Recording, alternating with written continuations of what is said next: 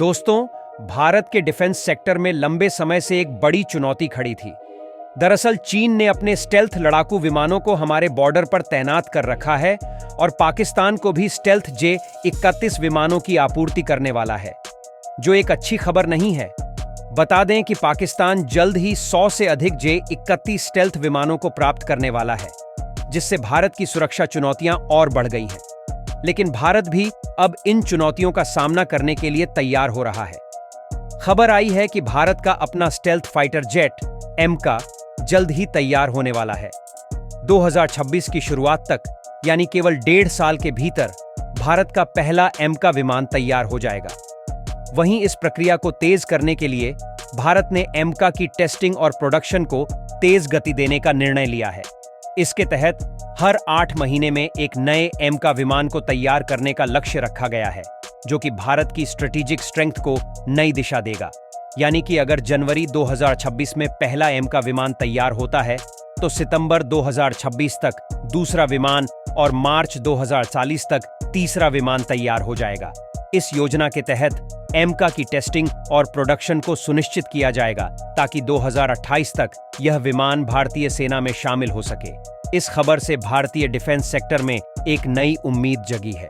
एमका के विकास की गति को लेकर पहले कई समस्याएं सामने आई थीं, जैसे फंडिंग और टेक्नोलॉजी से संबंधित चुनौतियां। लेकिन अब भारत ने एमका के निर्माण और परीक्षण की प्रक्रिया को तेजी से पूरा करने की योजना बनाई है। भारत सरकार ने एमका के मास प्रोडक्शन की तैयारी भी शुरू कर दी है, ताकि टेस्टिंग के बाद इसे जल्दी से जल्दी बड़े पैमाने पर तैयार किया जा सके।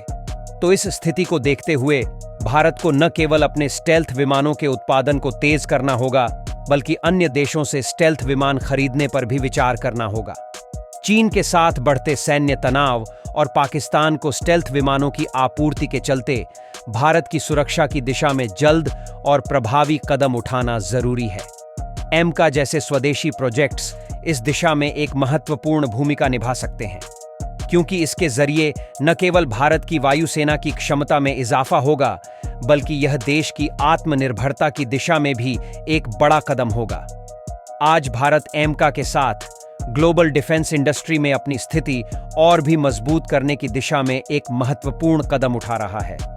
इस विमान का जब सफलतापूर्वक टेस्ट हो जाएगा और ये तैनात किया जाएगा, तो भारत की स्ट्रेटेजिक स्ट्रेंथ में बड़ा सुधार होगा।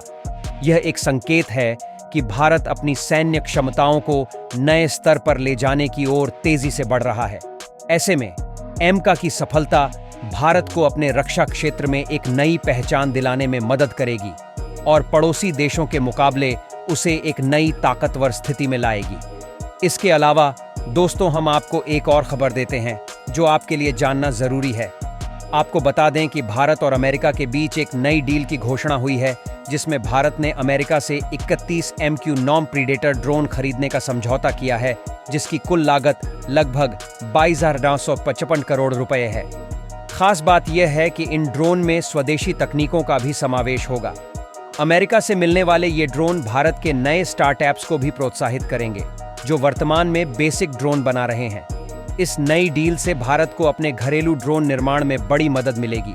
वहीं ये ड्रोन समुद्री निगरानी और चीन व पाकिस्तान की सीमा पर सुरक्षा सुनिश्चित करने में यूज होंगे। वैसे इस समझौते के माध्यम से भारत ने अमेरिका को यह संकेत दिया है कि वह इन ड्रोन का निर्माण अपने देश में करना चाहता है। तो दोस्तों, ये थी AMCA पर आज की सबसे बड़ी अपडेट। ऐसी ही नई अपडेट को पाने के लिए हमारे चैनल को सब्सक्राइब जरूर कीजिएगा और नोटिफिकेशन बेल को दबाना मत भूलिएगा, ताकि हमारी वीडियो आप तक सबसे पहले पहुंचे। जय हिंद, जय भारत।